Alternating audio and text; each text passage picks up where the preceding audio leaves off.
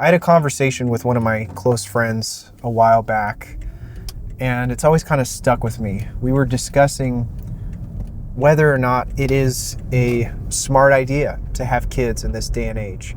And this is something that I've always been kind of indifferent to, I guess. Assuming I meet the right partner, then yeah, sure, of course I'd like to have kids, but it's not really the end of the world if I don't.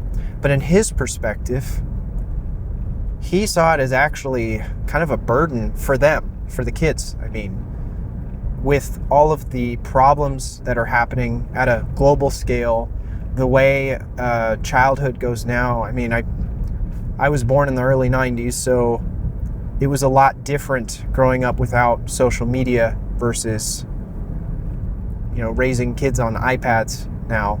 But that was the gist of his opinion, that it's not really a good thing to do. In fact, he'd even argue it was selfish. And so I was like, whatever. Kind of stayed in the back of my mind for a while, but I just didn't think much of it. Until I met, now one of my former students, but until I met one of my students at the time. So I've been a teacher for about 6 years. I've taught parkour and gymnastics, and I also coach esports now. But I had kids of all ages when I was teaching gymnastics, K through 12, little babies to teenagers, ran the whole gamut, which, by the way, that was a really incredible experience that I got to have, especially fresh out of college, getting the opportunity to do that sort of work as a teacher. And as you can imagine, I had all kinds of interactions with kids. Some of them to this day have had a tremendous impact on my life and have inspired me in many ways. And some will still reach out, actually, which is pretty nice. And then, of course, I've had kids that drove me absolutely bonkers, like really showed the limit of my patience. And that wasn't really pleasant, but I am also in some ways grateful for that experience. But there's one student in particular. We'll call her Lily for obvious reasons. And Lily she's a little kindergartner, okay? And I'll tell you, she was a major handful, like just always wanted to get into trouble. But you can never be mad at her, right? She just had the biggest smile, and she'd do those like innocent little eyes every time something went wrong, and to her everything was just hilarious. She was always laughing, and she had an infectious little laugh. So towards the end of my time with that particular program, there was one day where we were practicing, and I would bring a Bluetooth speaker to practice because I like to just play music while the kids train. And this one song in particular, I really want you guys to look this song up after. Wait till the video is done, but if you get a chance, listen to this song because I absolutely love it. Cheri Cheri Lady comes on during the playlist. And so this little girl, Lily, she runs over to the Bluetooth speaker, gets out of line, and she picks it up, and she goes, in her little, she can kind of talk, but she's still learning, obviously. She goes, "Do it together. Let's do it together."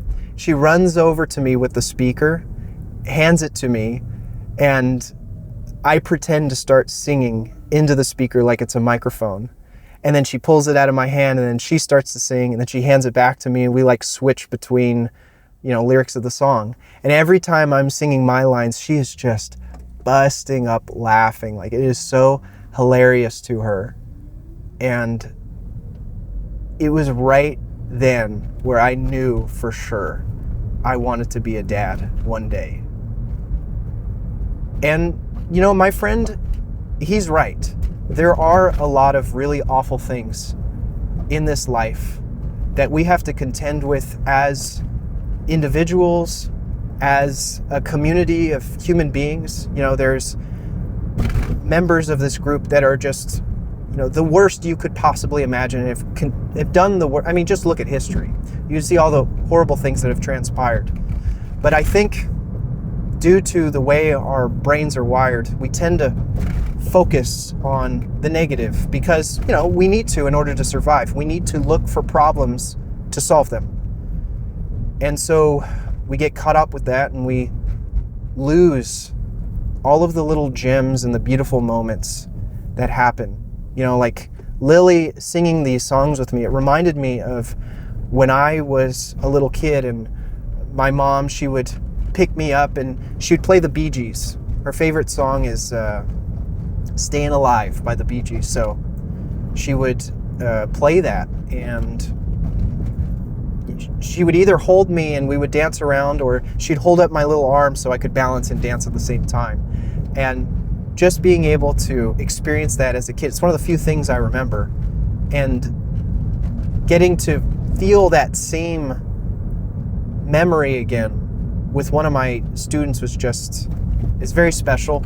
And I think it's important in our day-to-day lives to make a conscious effort to try to find those, because they're there. Sometimes less so for some people than others, but they are there, and that is really the reason why we're here. It's to get those tiny moments where we seem to rise up out of if you were to describe life's trials as storm clouds, there's a brief moment where you get to fly above the clouds and you see the sunlight just washing over you. And you're like, okay, this is what it's all for. And as soon as you dip back down beneath those storm clouds again, you're ready, because you know that you're going to get another chance to soar again. And that's what it comes down to. If you are suffering from burnout or just a difficult time in life, it all happens in waves.